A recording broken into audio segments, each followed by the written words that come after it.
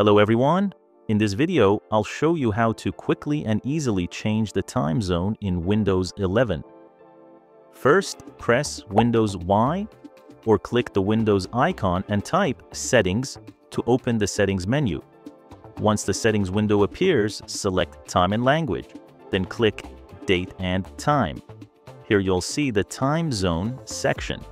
If the automatic time zone setting is enabled, you'll need to turn it off by toggling the switch to the off position. Then, click on the drop-down menu under the Time Zone option and select the time zone that matches your location.